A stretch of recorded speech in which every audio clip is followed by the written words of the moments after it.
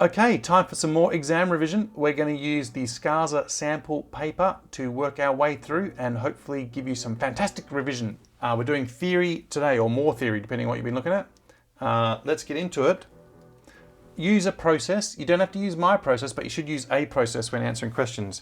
I like to do time. It's 4:13. Underline, state the key of this excerpt.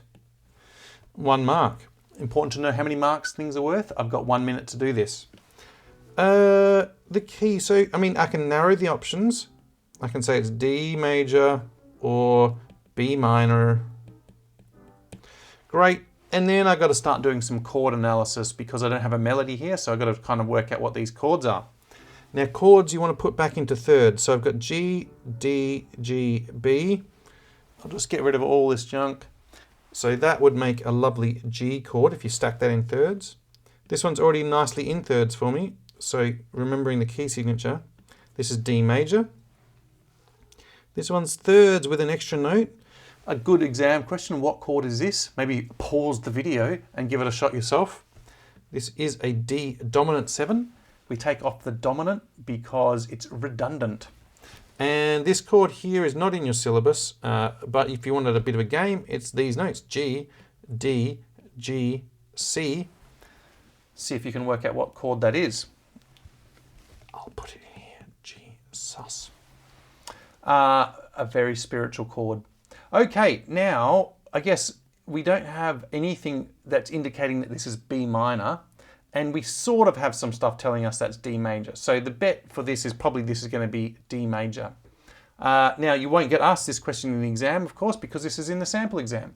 But you do need to know about 6 sharps and 6 flats for your exam. So keep that in mind. Right, what's next?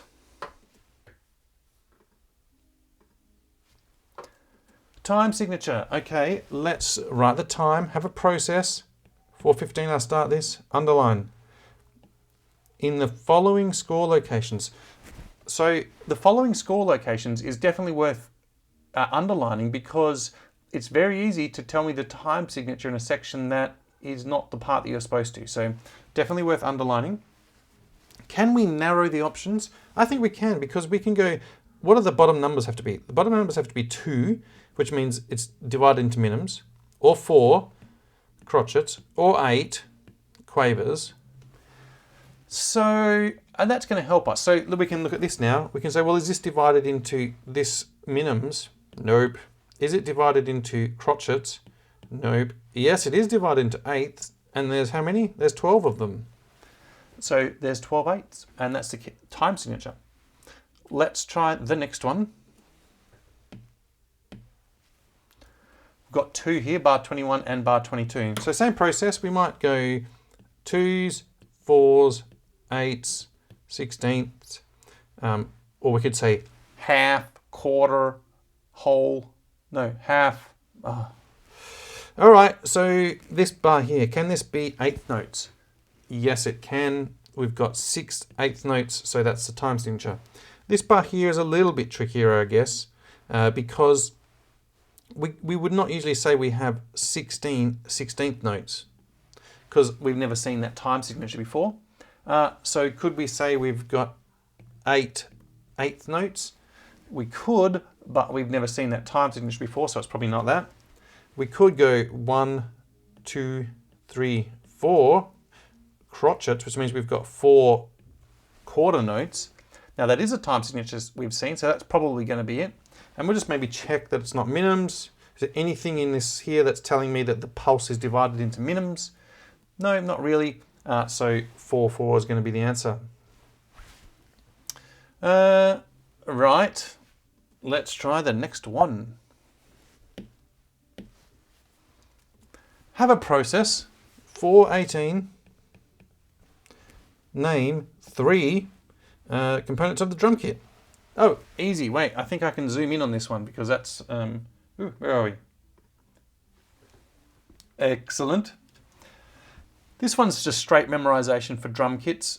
Easy 3 marks for drummers here. Lucky you. So the bottom line is a kick.